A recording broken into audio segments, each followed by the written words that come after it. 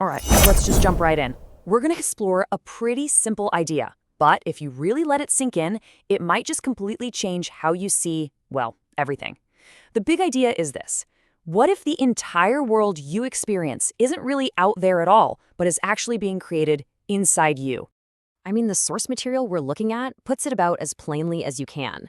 And let's be really clear here. This isn't just some nice poetic phrase. Nope, this is the absolute core of a pretty profound and maybe even a little unsettling argument that we're going to unpack right now.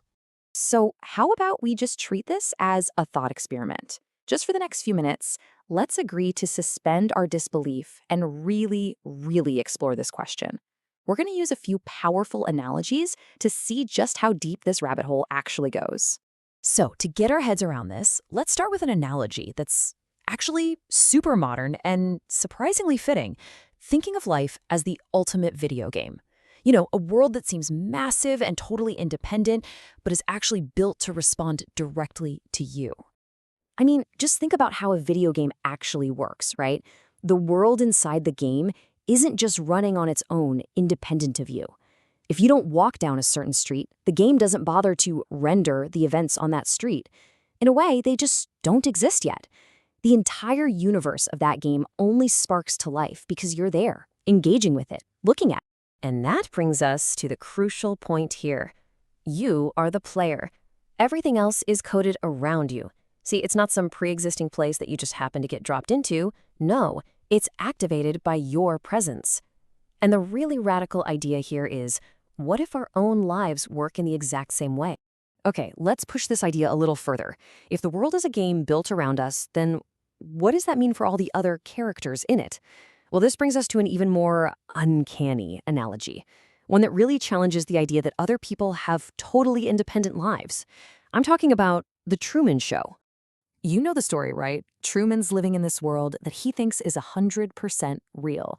He believes his friends, his wife, his neighbors, all of them have their own lives, their own dreams, their own backstories, which, let's be honest, is exactly what we all assume about the people around us every single day. But in Truman's world, he's the only real person. Everybody else is just an actor, and their entire existence is only meaningful because of him. So what this source material suggests is that in our reality, the stage, well, it's our own consciousness. The people we talk to, the people we love, they exist for us only as we perceive them. You know, when Truman leaves a room, the actors basically freeze.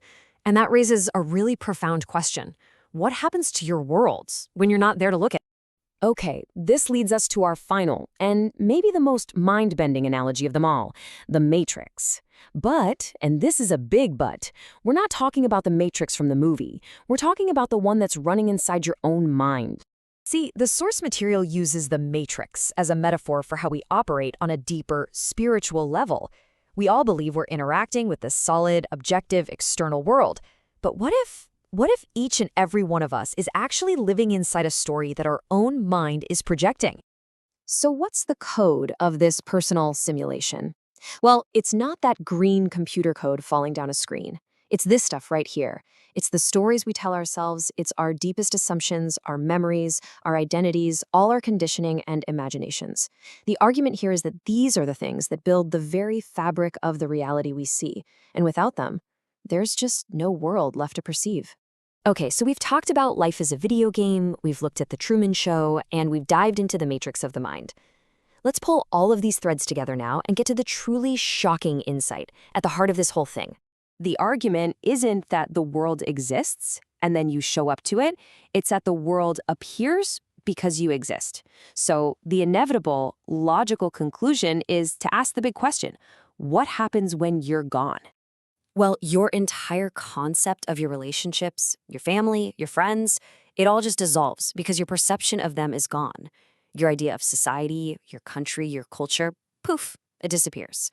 Every single belief that shaped your entire life, they just fade away. And along with all that, your memories collapse. Your greatest struggles, the things that kept you up at night, they just evaporate. The entire universe you have ever experienced ends. Because it was always, from the very beginning to the very end, your universe. And really, that's the bottom line. It's a principle you hear echoing across ancient philosophy for centuries. The act of observation is what brings the thing being observed into existence. Now, I know, this idea might sound a little isolating, maybe even kind of terrifying, but the source material argues it's the exact opposite. So, what does this all mean for how we actually live our lives day to day? Well, it points toward this incredible, almost absolute freedom, a release from a huge burden most of us don't even know we're carrying. This perspective, it totally flips the purpose of life on its head. See, the goal is no longer about trying to fix some external world or trying to change other people, because you realize that world is just a projection. The new goal becomes completely internal. It's about working on your own perceptions, about waking up to the nature of your own simulation. It's a massive shift from trying to be the janitor of the universe to realizing you're the architect of your own experience. I mean, can you imagine the immense weight that just lifts off your shoulders when you're finally free from that burden of trying to control everything and everyone out there? All of that energy we spend trying to fix a projected image, it can finally be turned inward. The source suggests that maybe your only real, truly meaningful task in this whole experience is just to awaken to the fact that it is, and always has been, your experience. And this all leads us to a really beautiful final concept that kind of reframes this entire idea. It's a Sanskrit word, lila. And what it suggests is that this reality, it isn't a trap, it's not some cruel trick. It's something much more like a divine game or play. It's this idea that consciousness isn't struggling at all. It's simply playing with itself through this beautiful, incredibly intricate, and ultimately temporary illusion of a world, a blissful play. And if that's true, well, the only real question left is, how does that change the way you want to play the game?